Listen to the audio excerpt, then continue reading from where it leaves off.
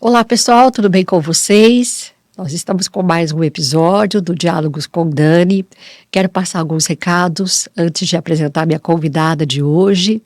O primeiro é que você que está assistindo pelo YouTube, eu peço que você faça a inscrição no canal para que você possa ter acesso a este episódio, entre outros mais, o Diálogos com Dani, e alguns outros vídeos que eu coloco ali também no YouTube. Para você que está no Spotify, eu peço que você avalie o Spotify de preferência com 5 estrelas, para que este episódio possa chegar a mais pessoas. Eu estou muito feliz, ela já aqui nos bastidores já me fez ir longe, abrir ainda mais a minha cabeça, o meu repertório. Ela é neurocientista em educação, especializada em educação formal e também a educação corporativa, do grupo Reinventando a Educação. Eu estou aqui com a Irene Reis. Ai, que feliz que eu estou! Dani, eu estou muito feliz, muito honrada de estar aqui também. Muito obrigada por nos receber com tanto carinho. Um prazer estar com você e com a sua audiência tão qualificada. Querida, você é responsável por abrir a cabeça das pessoas. Você fez isso comigo e depois você fez isso com meu marido também. Falei para o Laílson que estamos com um problema porque também estou apaixonada por você. Que delícia, que honra, muito honrada. O seu lugar de fala é muito importante para mim, é muito caro para mim, porque eu acredito de que é a única forma que a gente pode mudar as pessoas, né? Através da educação, você aumenta o repertório, você dá ao indivíduo condições para ele viver no mundo, né, seja ele qual for, porque aí você sabe os limites sociais, você sabe como se comportar. Eu estou falando socialmente falando, né, porque desde a escola você convive com amigos, professores, entre outras pessoas.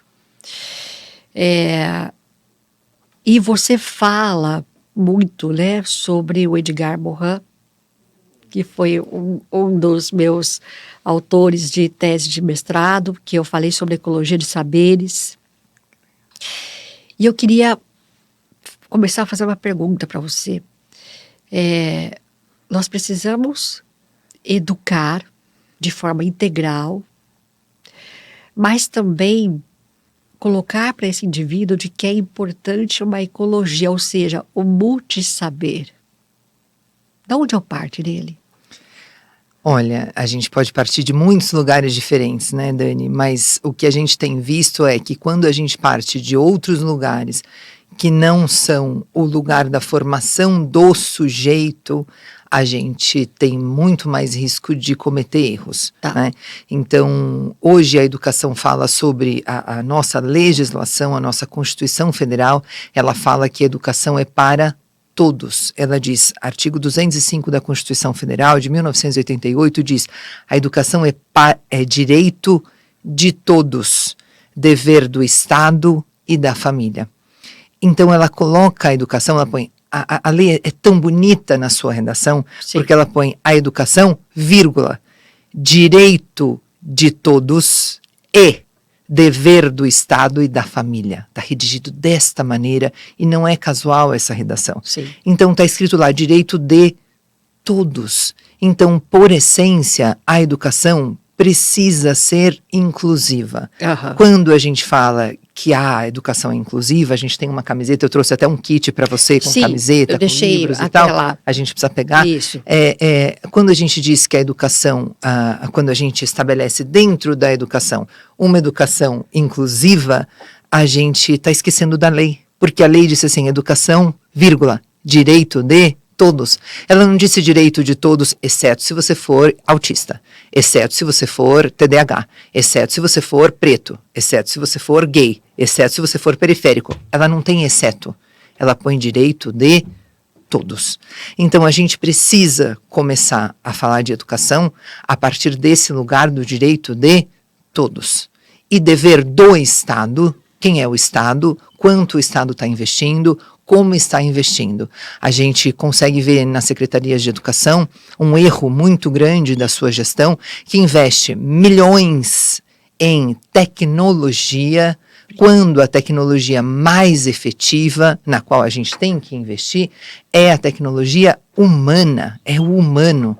Então, o quanto eu estou investindo na formação de pessoas, começando pela gestão escolar, passando pelos professores, sem abandonar a formação, obviamente, dos estudantes e a formação das famílias. Porque a família é uma instituição que, por lei, está protegida pelo Estado. Mas o que o Estado tem feito para proteger essa família de fato? A primeira obrigação do Estado deveria ser a garantia de que essas famílias vão receber informação e formação contínua também.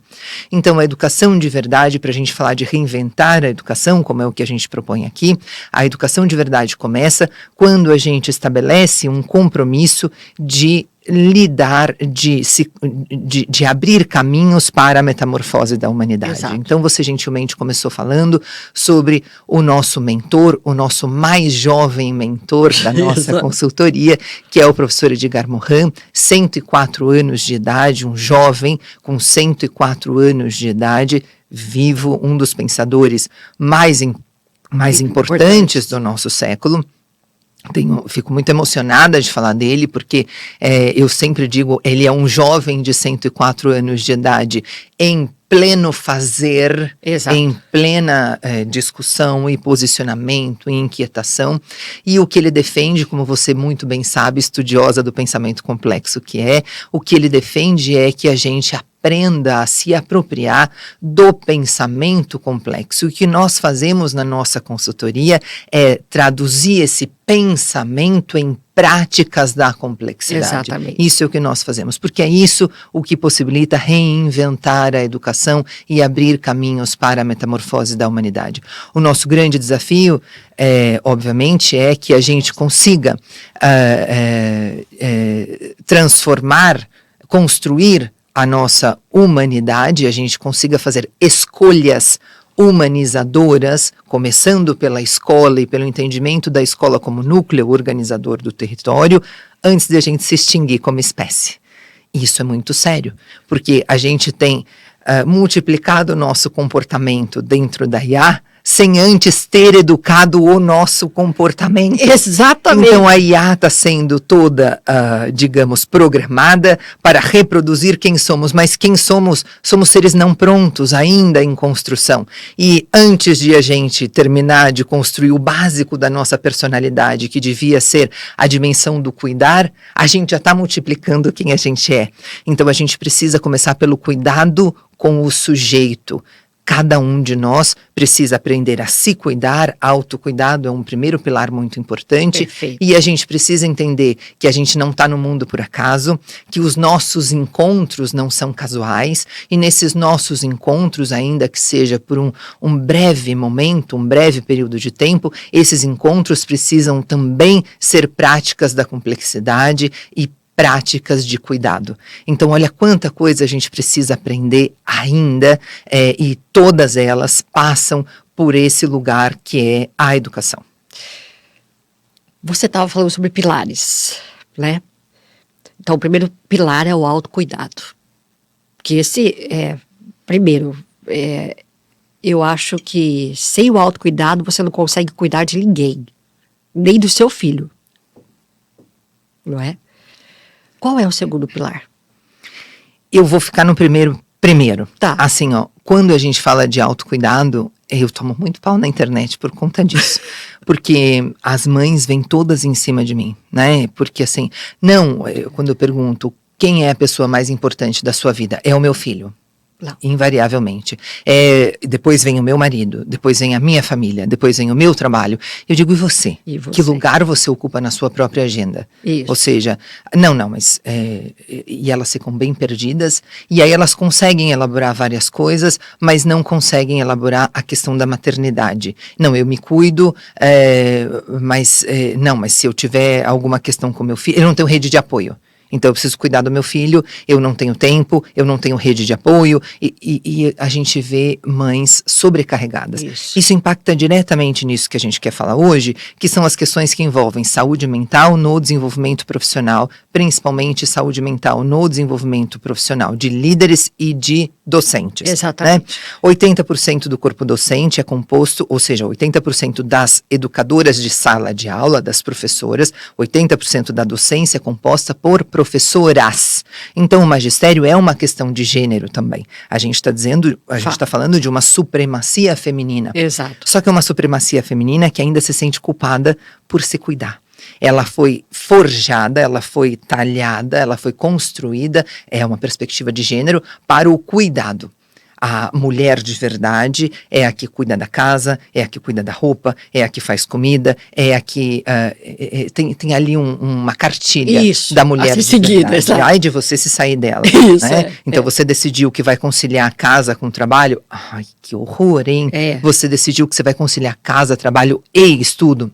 Alguma coisa você está falhando, boa mulher, não é. Exatamente. Você decidiu não ter filhos. Ai, que horror, não. Então a gente é julgada.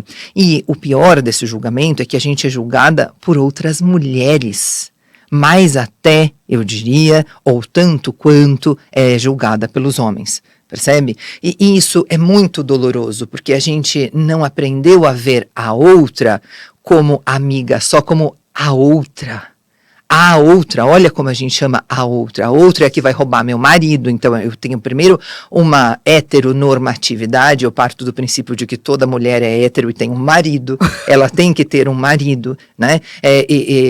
Eu parto do princípio, enfim, olha quanta coisa a gente tem que desconstruir, percebe? Antes de a gente falar de qualquer outra coisa, eu digo que a gente precisa de um letramento para a gente se reinventar. Dentro do processo de reinvenção existe um letramento de A a Z, e obviamente autocuidado é o primeiro passo. Por quê? Porque se eu não cuido de mim mesma, no sentido integral da palavra, eu não consigo contribuir com a minha comunidade e eu não consigo desempenhar os meus papéis sociais. Claro, óbvio está que você, Dani, pode escolher não trabalhar no podcast. Você pode escolher ser uma dona de casa e trabalhar dentro da sua casa, cuidando da sua família, sem gerar renda. Não quer dizer que você não está trabalhando. Exatamente. Quer dizer que o seu trabalho não gera lucro para ninguém, não gera renda para a sua casa e você está numa relação de dependência financeira com alguém que traz esse rendimento para casa. São acordos de casal e tudo que é acordado, se está bem para todo mundo, está tudo certo. Isso. Só que isso pode te colocar numa condição de vulnerabilidade.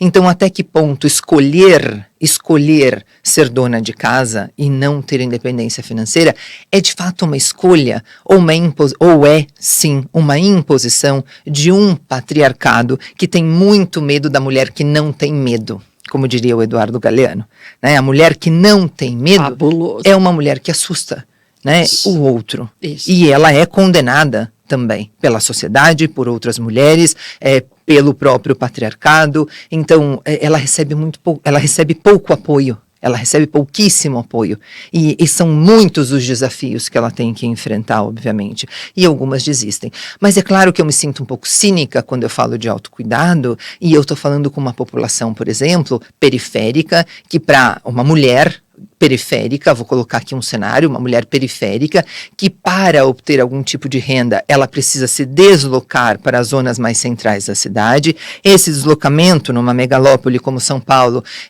significa que ela vai precisar de vários meios de transporte, significa que ela pode passar 2, 4, 6 horas só nesse deslocamento, até ela chegar ao trabalho. Ela vai voltar para casa e ela tem mais uma jornada para cumprir, porque ela não dispõe de empregada, ela precisa cuidar de todos os afazeres da casa e precisa desse cuidado com o outro.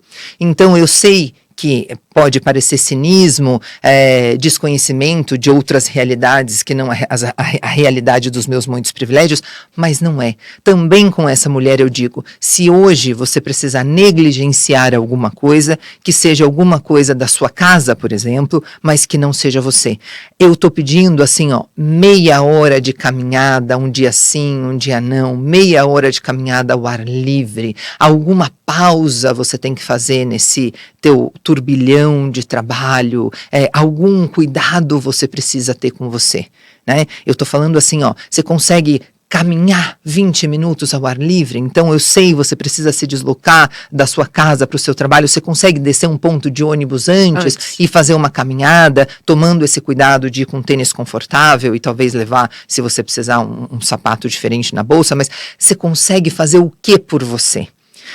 Mas eu tenho filho e a prioridade é meu filho. Então, eu antes brigava muito com essa maternidade, queria mesmo que as mulheres entendessem que elas tinham que fazer por elas. Hoje eu já me cansei de brigar com isso, porque eu entendo que é uma questão estrutural e a gente vai partir então. Ok, você morreria pelo seu filho, mas você viveria pelo seu filho? Você precisa entender que o seu filho está espelhando tudo de quem você é. Então você viveria bem e se permitiria um mínimo de alegria e felicidade pelo seu filho? E eu sei que é difícil dar essas respostas, mas assim, nessa meia hora, será que tem como você levar o seu filho? E eu tenho visto esse movimento, eu tenho ficado muito feliz, tenho visto o movimento de algumas mães que pegam o seu carrinho de bebê e vão para o parque, não para deixar o bebê exposto ao sol simplesmente, mas caminham com o bebê, enquanto o bebê toma sol, elas estão fazendo a caminhadinha delas. Puxa, que bonito. É disso que eu estou falando. Sim. Eu estou dizendo assim, o seu filho também precisa de ar livre. Ele também precisa, se é um filho de uma família periférica, por exemplo, mora em condições precárias e não tem quintal para brincar. Então ele precisa de um verde, um ar livre. Onde é que tem uma praça? Vamos mapear aqui em volta da nossa casa. Onde é que tem uma praça que a gente possa fazer 20 minutos, 15 minutos de uma caminhadinha ao ar livre. Mas a gente precisa, mesmo sem muitas condições financeiras, mesmo sem dispor de muito tempo, a gente precisa ter um espaço da nossa agenda para chamar de nosso, um espaço da nossa agenda em que a gente caiba, e pode ser um espaço bem pequenininho, mas o autocuidado começa por aí. Vê que eu não estou falando do skincare, eu não estou falando de a manicure, eu estou falando de que hoje a gente tem uma população feminina, principalmente, que sofre muito de questões relacionadas com a sua saúde mental, e de uma coisa importantíssima nas nossas megalópolis como São Paulo, ou como Campinas, que é a questão do déficit de natureza. A gente precisa da natureza, a gente precisa estar cercado de um pouquinho de verde, né? A gente precisa de um ar puro. A gente olhar para o céu. Exato. São Paulo já não tem céu, né, amor? Faz um tempo que a gente olha, cadê o céu? A gente vê um véu cinza ali, uma coisa horrorosa. E a gente tem que viver com isso como? Percebe? Então eu não estou romantizando as desgraças, eu não estou ignorando as diferenças sociais e os privilégios, eu não estou falando só a respeito da minha realidade de mulher cheia de privilégios, eu estou falando de todas nós, com mais ou com muito menos ou nenhum privilégio, eu estou falando de todas nós precisamos nos incluir na nossa agenda. E se a gente quer falar de maternidade, também pelos nossos filhos, porque os nossos filhos estão aprendendo a ser gente a partir do comportamento que eles espelham do nosso comportamento.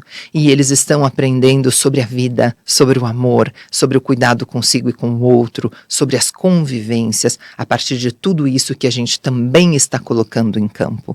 Então, a gente não tem rede de apoio, mas um motivo para a gente ter autocuidado. Porque se a gente adoece, o nosso filho fica com quem? Com quem? Ele não está acostumado a ficar com ninguém, ele só está ficando com a gente. Se a gente é mãe solo, a gente foi parar num hospital, essa criança vai ficar com quem? Vai sentir um desamparo, vai sentir um desespero. Aí na emergência você vai construir do nada uma rede de apoio. Como que funciona isso? Então a gente precisa lembrar de uma obviedade que precisa ser dita. Não somos eternos. Então a gente precisa também preparar o campo para proteger o nosso filho para uma eventualidade de a gente vir a faltar. A gente quer ser eterno, mas principalmente para as mulheres que são mães solo, elas mais do que ninguém precisam pensar em como construir esta rede de apoio. Não é possível que você não consiga chegar numa reunião de pais, fazer uma amizade com uma mulher que está ali naquela reunião e dizer, minha querida, deixa eu te dizer, você mora onde? Isso. Eu moro em tal lugar. Vamos combinar uma coisa? São 5 dias na semana. Essa semana aqui você vai 3, eu 2, eu pego, você busca, e você conseguir aos poucos criando uma rede de apoio e de confiança que num momento de emergência, sabendo que você não é eterna, que você adoece e pode até morrer, sabendo de tudo isso, levando tudo isso em conta, quem é que cuida do seu filho? E como você tem se cuidado para você estar bem, estar inteira, disposta e disponível para ele. Irene, você me fez eu resgatar uma memória aqui. Eu me lembro que eu estava fazendo mestrado e teve algum tipo de viagem, eu não me lembro exatamente o que. Meus filhos eram menores à época. Uma pessoa chegou para mim e falou assim, viu, você não tem amor aos seus filhos? Desse jeito, ela falou para mim. Uma mulher. Eu falei, por quê? Não, porque, veja, você trabalha, você faz mestrado, não sei o quê, E eu falei, mas gente, não, mas como assim você deixa aí? Eu falei, gente, não é sobre isso, não é? Ainda falei assim, gente, eu não sou eterna. E eu procuro criar os meus filhos, junto com o meu marido, nesse sentido. Deles saberem se virarem, né, sem mim ou sem meu marido. Porque nós não somos eternos. E você vê um questionamento que foi feito há uns 7, 8 anos atrás. Não é tão longe assim. Então, eu posso observar a tua rotina e dizer assim, puxa, Dani, eu estou notando que você está bem sobrecarregada, né? Você está estudando, você está trabalhando, você tem filho, você tem marido, você tem... Como é que eu posso te ajudar? Isso. É uma outra abordagem diferente de te colocar como negligente. Né? Então, não, eu estou cuidando do meu filho no sentido de que ele entenda que eu não sou a única pessoa com quem ele pode contar na vida e ele confie em mais alguém.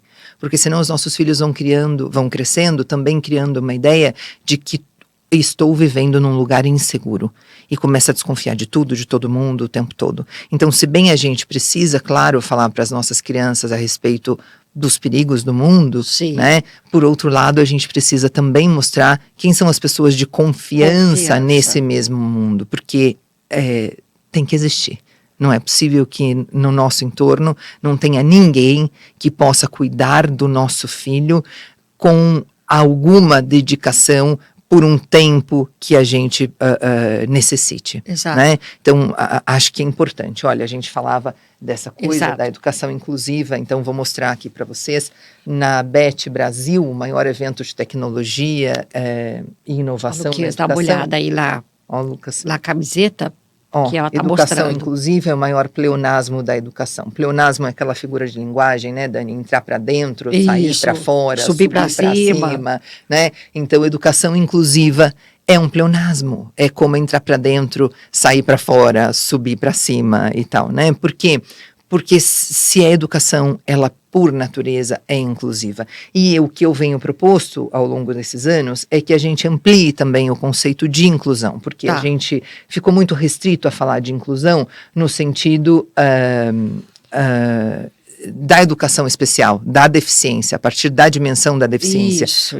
E é importante, obviamente, também a gente falar a respeito disso, da perspectiva da deficiência, mas também é importante a gente ampliar o conceito de inclusão. Então, as nossas meninas negras estão incluídas no cenário da educação. É muito fácil, como a gente vive numa sociedade estruturada a partir do racismo, a partir de um paradigma que entende a pessoa preta nem como pessoa, mas como mercadoria no início da sua constituição, né? Os nossos irmãos negros, eles eram vendidos em mercados e escravizados, quando em sua origem eram reis, rainhas e cientistas e pessoas muito empoderadas de si, chegam aqui como condição de mercadoria, e isso constrói em todos nós um viés, olha como eu estou falando desse plural, um viés inconsciente, no sentido de a gente não perceber o quanto isso ainda está dentro da gente, né? Então eu escrevi esse livro aqui, que se chama Manu Linda, o que você quer ser quando crescer,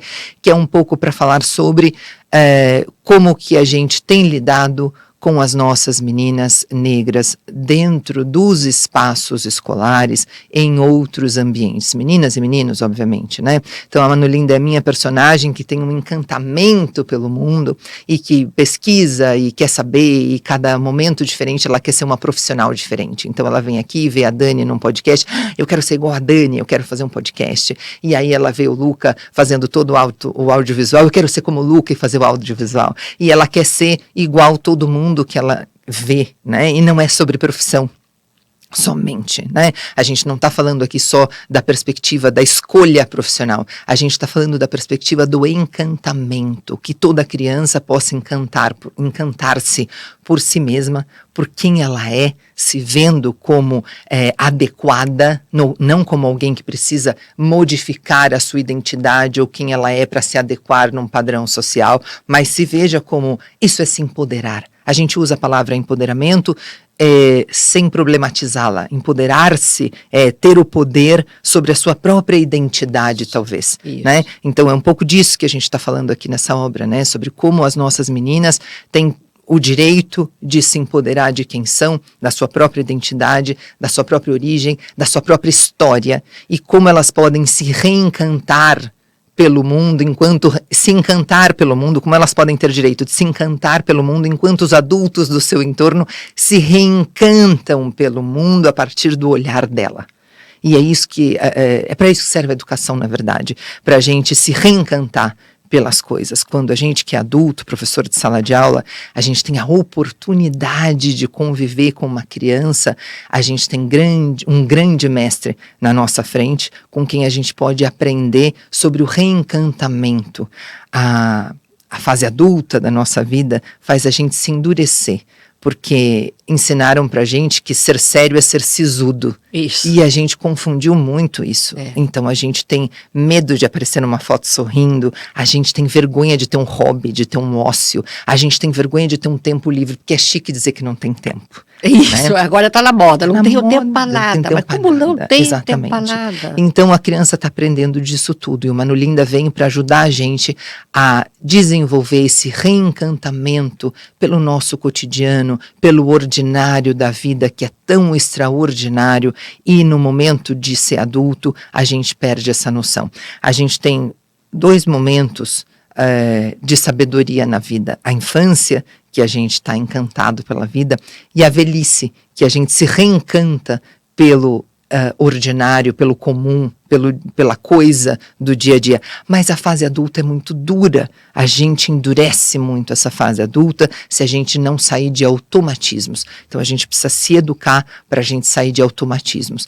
E a gente consegue sair desses automatismos na medida em que a gente pratica o autocuidado, né? Eu trouxe também para você aqui um livrinho do meu querido educador João Almeida, A Menina dos Cabelos Encaracolados, que também é um livro sobre esse direito da criança, principalmente da menina negra, de ela ser ela, de ela ter a sua própria identidade, de ela ter orgulho do seu cabelo. Né? Não é possível que as nossas meninas negras continuem sofrendo bullying em espaços escolares, por conta da sua pele e do seu cabelo, né? As meninas e os meninos, não é possível que elas continuem com a sua identidade tão maculada, tão ferida, e a gente normalize, ou a gente não tenha repertório para que isso acabe, pelo menos naquele momento em que a gente está presente. O que você está falando é para todos nós, sem exceção, de gênero, de raça, de a gente valorizar ou desenvolver a nossa autoestima. Então vamos combinar que esse podia ser o segundo passo, né? Então primeiro o autocuidado. Quando eu me sinto digna de ter um tempo meu para mim mesma, eu pratico autocuidado, eu contribuo melhor com a minha comunidade, como pessoa, como profissional, como membro de uma associação, etc. E quando eu me dou, porque eu estou inteira, eu posso me doar um pouco para a minha comunidade e contribuir com ela, aumenta o meu sentido de pertencimento e eu posso desenvolver a minha estima por mim mesma.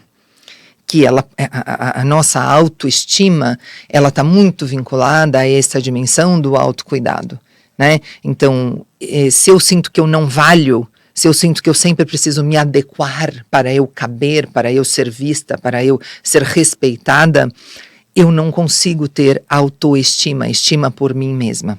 Então eu preciso me cuidar para eu me entender digna de cuidado, e para que digna de cuidado que sou, digna de amor, digna e merecedora de amor que eu sou, eu poder ter estima por mim mesma. Mas algumas pessoas me questionam às vezes, mas aí você não está falando de seres egoístas? né? Não casualmente, as pessoas que me questionam também são mulheres. Não, isso não é ser egoísta, né? A gente fala sempre dessa coisa que quem viaja de avião já viu, que é a aeromoça dizendo que na falta de oxigênio, máscaras cairão automaticamente. Coloque a máscara primeiro em você, depois você coloca na pessoa que estiver do seu lado. Mas e se for o meu filho? Também. Por quê? Porque se você for botar a máscara nele e isso está despressurizado, você não tem oxigênio, você morre e ele também. Então, para que você possa salvar esta vida aqui do lado, você precisa garantir que a sua vida esteja salva. Isso é contraintuitivo, pensando em maternidade e em gênero, porque a mulher sempre está para o outro. Você já reparou, como acontece muitas vezes, que a família inteira está adoecida, menos a mãe? Né? Exato, não sei quem pegou virose, o outro pegou. A mãe tá lá, servindo, fazendo a sopa, não sei o que, não sei o que. Depois que todo mundo se cura, talvez ela caia doente. Mas ela tá lá, aguentando. Então a gente foi, como gênero, a gente foi socialmente construída para aguentar. Né? É uma desconstrução social. Então a gente precisa falar de autocuidado, autoestima, sem se sentir egoísta, sem se sentir culpada, mas entendendo que isso é o que vai ajudar a gente a cuidar do outro. Eu preciso aprender a me cuidar, eu preciso aprender que eu tenho limites, eu preciso começar a dizer alguns nãos para tudo que me aparece, não dá para abraçar tudo. Existe um refrão na cultura espanhola que eu gosto muito, que é quem mucho abarca, pouco aprieta. Então, quem quer abraçar tudo não consegue apertar, trazer nada, né? Não consegue concluir as coisas. Quantas de nós, e eu digo por mim, já se sentiu assim num dia, né? Puxa, tem tanta coisa para fazer, eu tenho uma agenda aqui tão lotada e eu não fiz nada direito. Eu não consegui concluir nada. E aí, quando tem que excluir alguma coisa da agenda, exclui a academia, exclui as coisas que têm a ver com um benefício próprio. Então, o que eu digo sempre é assim, eu não gosto de fazer academia. Eu não vou para academia, acordo de manhã e digo assim, é hora de academia. Não, eu detesto, eu tenho ranço de academia, eu detesto som, cheiro, luz, eu detesto tudo de academia. Mas é uma questão de saúde. Entende? Então, se eu tenho menos tempo, eu vou fazer aqueles 15, 20 minutinhos de caminhada na rua, que é gratuito, eu não preciso pagar academia, é o que deu para hoje, eu vou descer um pouquinho antes do lugar onde eu preciso ir, não sei. Mas se eu posso, um dia perfeito na minha agenda, do alto de todos os meus privilégios, é um dia que eu consigo acordar 5, 5:30 da manhã, fazer a minha academia e tomar um café até 7, 7:30 da manhã e começar a trabalhar, entende? Esse é um dia perfeito. Todos os dias dá para ser perfeito? Não. Todas as mulheres em todas as classes sociais têm condições de ter esse dia perfeito? Não. Eu sei disso. Mas se a gente quer sobreviver e mais do que sobreviver, a gente quer viver bem, essa é uma aprendizagem. A gente aprender que a nossa saúde mental precisa ser priorizada. A gente não vai fazer atividade física só para ficar com o bumbum na lua. A gente sabe que a gravidade é implacável, né, bebê? A gente sabe disso. Então não é sobre isso. É a gente poder fazer atividade física para a gente estar bem. Para a gente estar bem com a gente, para a gente estar bem com o nosso próprio funcionamento. Mas ninguém fala disso na escola, né, Dani? A escola é um outro lugar de opressão e um outro lugar de adoecimento. A gente tem hoje dentro da escola mais de 70%, quase 80% dos professores que já pensaram alguma vez em desistir da profissão. Que estão neste exato momento cogitando não chegar ao final do ano como professor e cogitando um plano B. A gente tem uma população docente adoecida. E não é por acaso, a gente tem quase que os mesmos números espelhados nos alunos. Por quê? Porque eles estão espelhando o comportamento do adulto. Você pode falar um monte de coisa para as nossas crianças e adolescentes. A criança e o adolescente é muito sensível àquilo que você faz, mais do que aquilo que você fala. Se ele está vendo uma incoerência entre o que você fala e o que você faz, ele não te ouve mais.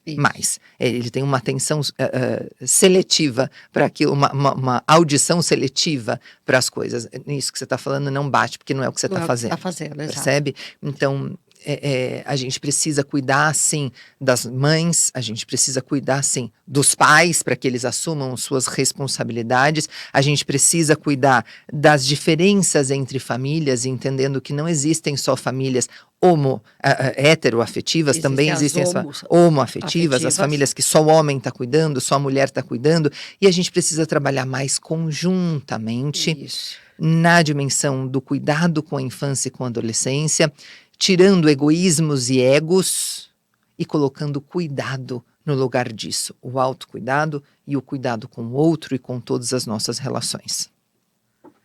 Ireli, você tá colocando aqui, e é tão interessante porque você percebe de que quando a mãe se empodera deste lugar, independente de classe social, qualquer situação aqui, ela muda tudo em volta dela. Ela muda o comportamento dos filhos. Se ela tiver um companheiro, o comportamento desse companheiro, né? Se ela for mãe solo, ela começa a criar uma rede de apoio, porque ela vê que não existe a Mulher Maravilha. A gente começa a perceber isso, não existe Mulher Maravilha, né?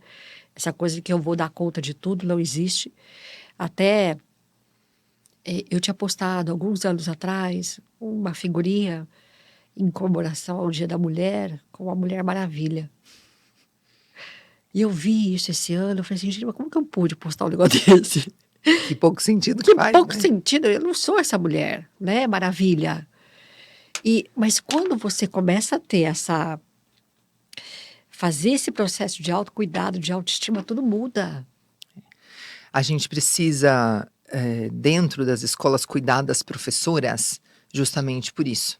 Para que elas entendam que elas não precisam nem dão conta de tudo mesmo e não se sintam fracas ou diminuídas por conta disso, sabe? Então, o normal, se você pensar no conceito de normal científico, a curva do normal que a ciência mostra pra gente, o normal é estar doente, porque mais de 70%, quase 80% das educadoras, das professoras, das docentes estão mentalmente adoecidas. Então, ninguém está dando conta. Então, o que a gente precisa fazer a partir do lugar da gestão pública, ou seja, das secretarias estaduais e municipais de educação, e da gestão no sentido das mantenedoras de escola privada. O que a gente precisa fazer? Cuidar primeiro das pessoas, principalmente as pessoas que estão em cargo de liderança, porque essas pessoas são espelho, elas estão sendo copiadas, elas são multiplicadoras de coisas para o bem e para o mal. Entende? Então, é por aí que se começa. Então, eu fico bastante revoltada quando eu vejo a Secretaria de Educação de tal lugar está investindo não sei quantos milhões de reais em computadores. Legal, é importante a nossa criança ter computadores. Mas antes ela precisa ter professores cuidados, com plano de carreira, valorizados, bem formados e satisfeitos por estarem onde estão. Ponto. É por aí que se começa. Essa é a nossa maior tecnologia. Esse, portanto, precisa ser o nosso maior investimento. Tecnologia é o estudo sobre técnicas. Então, a gente precisa de uma tecnologia muito bem aparatada e desenvolvida para a promoção do desenvolvimento humano. Humanos desenvolvem humanos. E depois a gente insere máquinas para que humanos pilotem máquinas que facilitem o seu trabalho. Mas primeiro a gente precisa da dimensão do humano. Isso não é uma modinha. Ai, a neurociência, a psicologia, a inteligência emocional, a saúde mental, é uma modinha, tá todo mundo falando disso. Eu adoraria que fosse modinha, né? Infelizmente, a gente fala muito e faz pouco ainda nestes setores, mas não é modinha.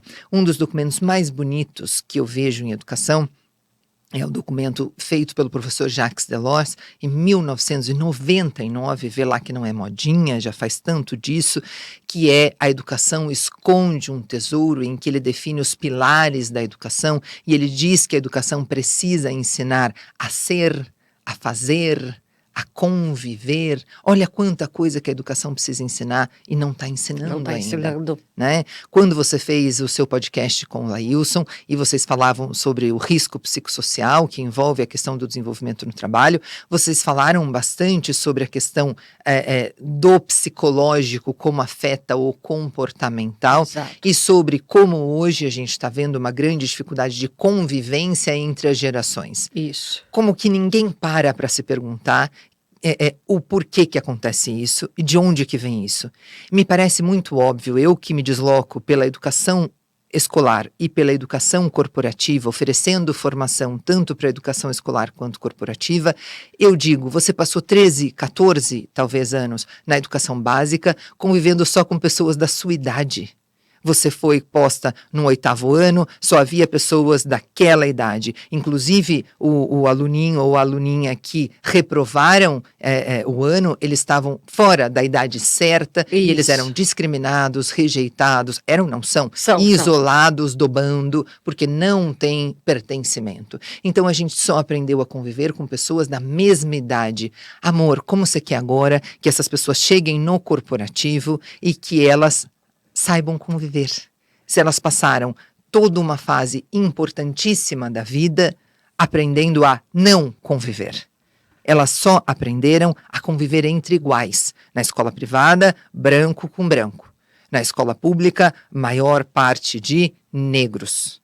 Ah, tá. Então é isso, né? Quando há um negro ali na escola privada, todo mundo vai olhar. Todo mundo vai destacar aquela pessoa. Quando há um branco ou uma parcela ali da população branca no meio da escola pública também vai ser destacada. E diferença de idade, a gente não fala disso.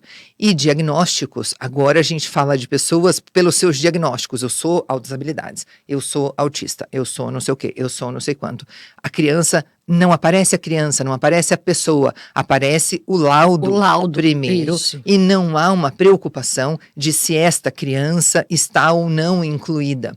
Como é que lá no corporativo eu vou aprender que esse PCD, porque aí ele tem uma sigla, ele é um PCD, como é que eu vou aprender que esse PCD, ele é uma pessoa e ele tem muito a contribuir, entende? Ele não é o café com leite, como se diz, o que eu estou colocando aqui para cumprir cota.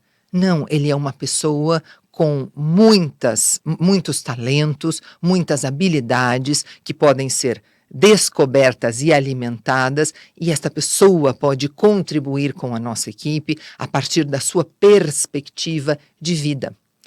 Por que no corporativo a gente está falando sobre isso hoje? Por que a gente está lidando no corporativo com essa questão de que essa molecada não sabe, não tem ambição? Não, essa molecada quer conviver em harmonia, sendo respeitada. Exato. Ela está vendo que as coisas não estão erradas, não estão certas, ela quer ter, essa nova geração quer ter segurança psicológica para poder falar sobre isso, só que não existe, a gente não criou isso nos espaços de trabalho para receber essa geração. Né? Então, olha, a gente tem ainda uma velha guarda da liderança que quer liderar pelo medo, pela imposição de uma autoridade que o cargo lhe confere. E essa geração está demandando a autoridade, você ganha, você conquista a partir da coerência entre o que você diz e o que você faz. O seu cargo não me diz nada, inclusive porque eu não quero o seu cargo, inclusive porque você não me inspira, porque essa vidinha medíocre que você tem, de não ter tempo para nada, de nem saber quem é o seu filho ou onde está a sua família, isso aí eu não quero para mim. Ontem mesmo, lá eu discutíamos sobre a questão de empresas grandes e multinacionais criarem em seus espaços ambientes disruptivos. Ai, muito legal, né? Porque aí a gente tem um espaço de descompressão, né?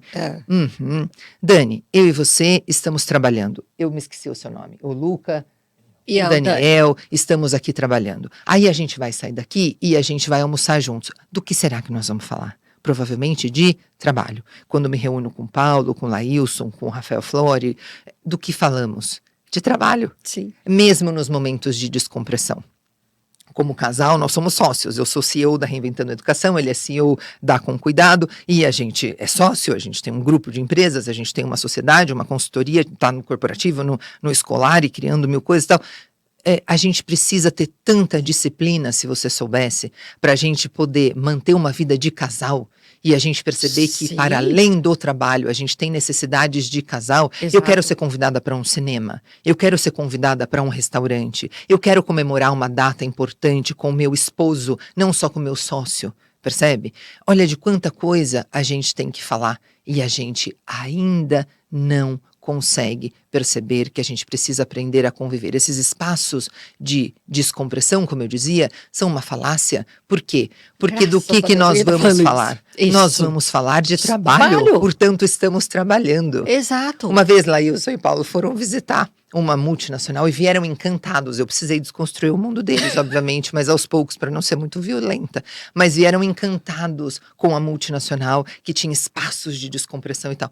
Eu tô deixando, né? Mas aí eu preciso sentar e dizer, não, bebê, isso aqui afeta a saúde mental também, porque as pessoas vão ficar 10, 12, 13 horas, mas enquanto tá ali jogando o ping-pong, enquanto tá ali no pebolim, tá falando de quê mesmo? Tá falando do chefe, tá falando de trabalho, tá falando da demanda, tá falando das mazelas.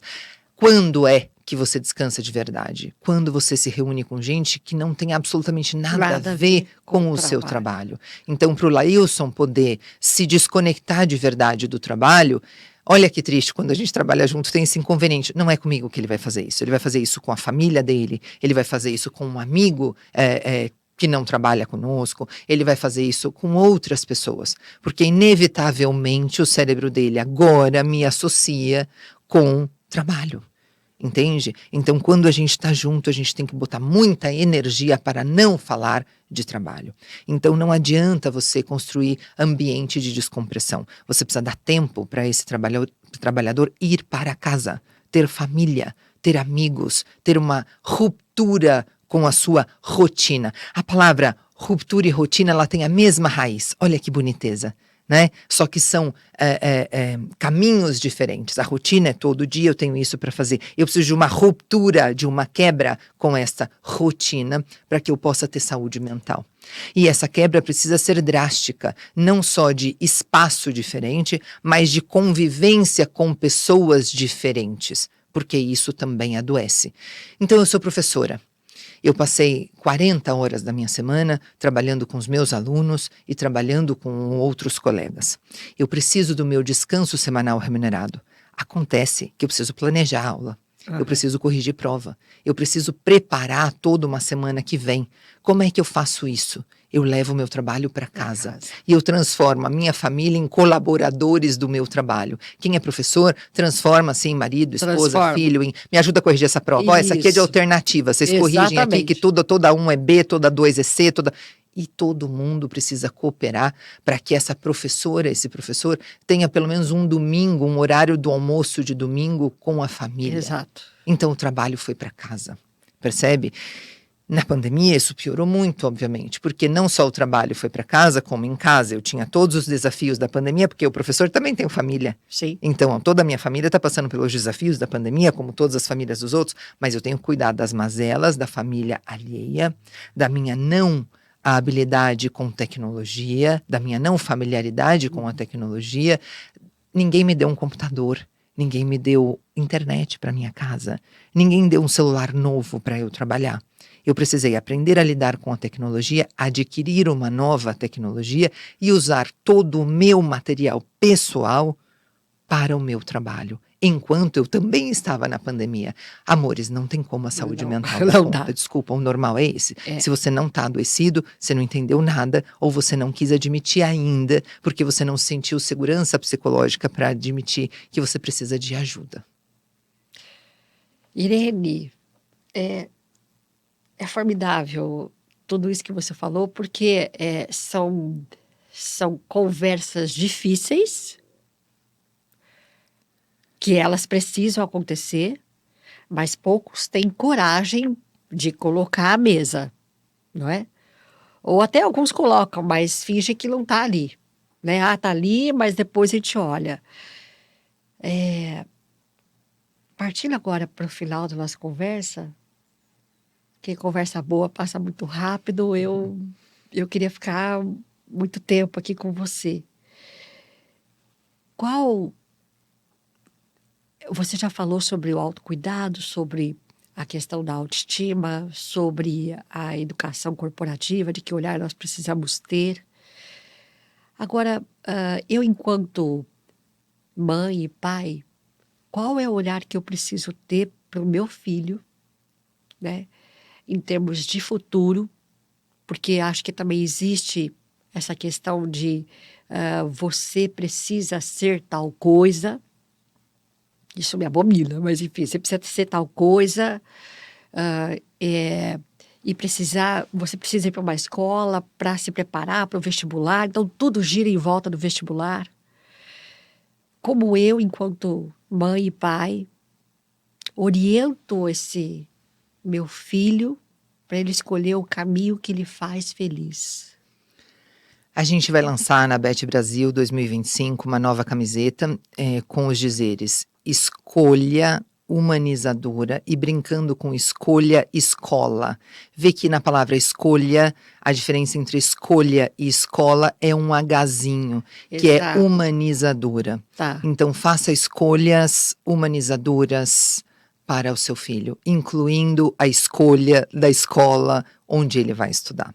E eu sei que é difícil, porque quando se trata de escola pública, a gente não escolhe a escola do nosso filho. A escolha é por CEP. Isso. Onde você mora, você é designado àquela escola. Aquela escola, eu sei. isso. Então entenda que você tem o direito e o dever de participar da gestão escolar a partir das associações de pais e responsáveis e mestres e alunos. Você tem o direito e o dever de participar da gestão democrática escolar. Então, no caso da escola pública, a escola pública vai ser tão melhor quanto mais as famílias reivindicarem esse direito que elas têm e esse dever também, Sim. quanto mais elas cumprirem com este dever de participar do dia a dia da escola. E eu sei que é difícil, de novo, eu não estou romantizando, eu sei que todo mundo tem que trabalhar, mas a gente precisa sim, se botou uma criança no mundo, dedicar algum tempo, em algum momento, um sábado, um momento que seja para fazer contato com a escola e compartilhar com a gestão da escola a nossa percepção e a nossa contribuição para aquele espaço. Se você tem mais privilégio social e pode escolher a escola do seu filho, porque é você quem vai pagar, eu preciso te dizer que continuar pensando a partir do ranqueamento das escolas nos vestibulares ou indicadores XYZ não é uma atitude sábia. E eu não estou ignorando que as nossas crianças precisam ir para a faculdade, que o ensino superior seja importante, mas as nossas crianças precisam aprender a conviver como como primeiro tijolinho da construção de um sujeito é a aprendizagem do conviver. Então escolha escolas que não sejam destas tradicionais, ainda enfileirando as crianças, ainda trabalhando com todo mundo a mesma idade, todo mundo a mesma página, todo mundo o mesmo horário. Escolha escolas mais disruptivas que atendam justamente a principal demanda do mundo corporativo hoje, que é o aprender a conviver. Qual que é o ressentimento do corporativo? Essa molecada vem sem preparo algum. É culpa deles? Eles não têm culpa disso. Sim. A culpa é nossa. Como sociedade, a gente ainda não tem uma escola que prepara para o trabalho, como diz a lei que deve ser. Né? Então, a gente tem buscado escolas tradicionais como se elas fossem garantia de sucesso. Desculpe, não são. As nossas crianças estão adoecidas, há mais de 20 milhões de jovens que nem estudam, nem trabalham.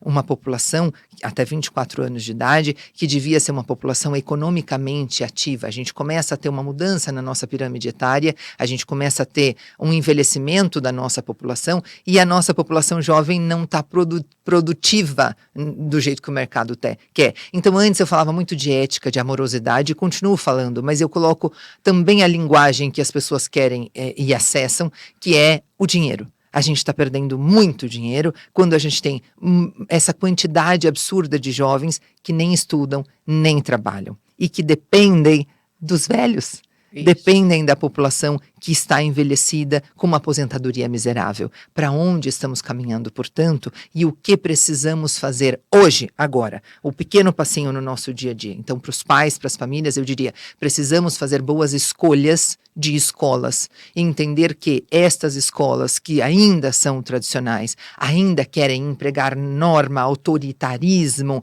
e cumprimento de leis e tirar nota, produtividade, elas estão completamente na contramão do que a ciência tem validado como boa prática em educação.